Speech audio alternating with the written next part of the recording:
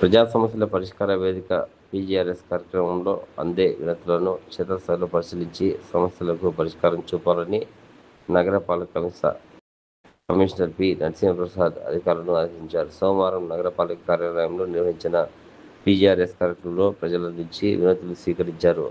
అనంతరం గత వారం అందిన వినతుల పరిష్కారంపై సమీక్ష నిర్వహించారు. ఈ సందర్భంగా కమిషనర్ మాట్లాడుతూ ప్రతి వినతి క్షేత్రస్థాయిలో వివరించాలని, నిబంధనల మేరకు త్వరితగతిన పరిష్కరించేందుకు చర్యలు తీసుకోవాలని సూచించారు.